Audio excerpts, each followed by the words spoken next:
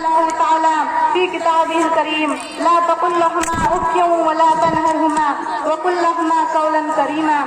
اسلام کی حلاوت سے سرشار لوگوں، خاتم النبیین کے جانصاروں، آج کی اس بہترین ساعت میں ارباب وجم کی جانب سے متعین کردہ مضمون و اطاعت والدین پر کچھ لب کشائی کرنے کی جرأت کر رہی ہوں۔ امید ہے کہ آپ حضرات میرے اصلاح فرمائیں گے۔ دوستو، آج کے پرفتن دور میں جہاں انسانیت کوسوں دور چلی گئی ہے، اخلاق نام کی کوئی چیز نہیں ہے، تہذیب و تمدن کا شور اعضاء بکھر رہا ہے، لوگ حسد، بغض اور عداوت جیسی گھنونی عادت کو اپنانے میں مصروف ہے، اخوت بھائی چارگی اڑتی جا رہی ہے، دینی تعلیم سے لوگوں کی کثیر تعداد نہ بند نہ آشنا ہو رہی ہے، جہالت کا دور دورہ ہے، بے دینی و بے ایمانی کا چرچا، ایک آدمی دوسرے آدمی کے خون کا پیاسا، لوگ دولت کو ہی اپنا ماوا و منجا بنا رہی ہے، مذہب اور دھرم نام کی کوئی چیز ان کی زندگی میں نہیں پائی جا رہی ہے۔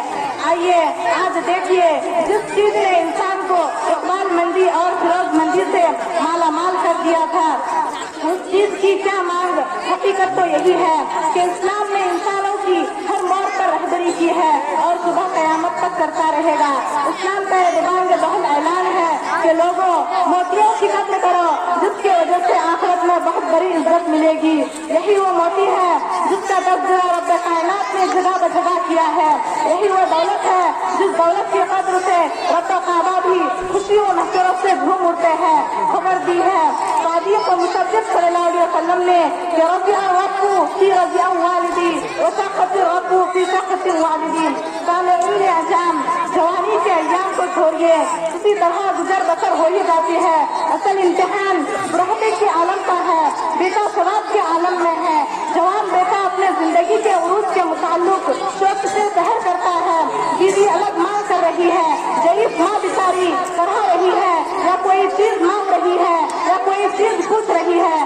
ایسی حالات میں اسلام کی یہ آواز ہے، اسلام کی یہ صدا ہے کہ تم اپنے والدین کی قدر کرو اور اطاعت گزار بنو، ان کی باتوں کو سنو۔ حدیث شریف کی خوشخبری ہے کہ حدیث شریف کی خوشخبری ہے کہ ماں باپ کی خدمت جنت کی ضامن ہے، اور کیوں نہ ہو، جبکہ ان کی ناراضگی پر خدا بھی روٹ جاتا ہے۔ بھلا بتائیے، ہم نوجوانوں کا یہ برتاؤ اور سلوک بری ماں کے ساتھ کس طرح ہونا چاہیے؟ صحابہ کرام کے حالات پڑھنے اور اسلامی تاریخ کے اوراق کی ورق گردانی کرنے سے پتہ چلے گا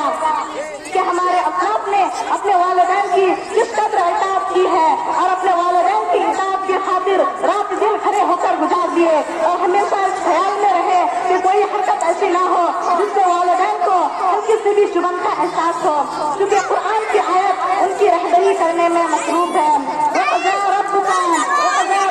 أَلَّا تَعْبُدُوا إِلَّا إِيَّاهُ وَبِالْوَالِدَيْنِ إِحْسَانًا إِمَّا يَبْلُغَنَّ عِندَكَ الْكِبَرَ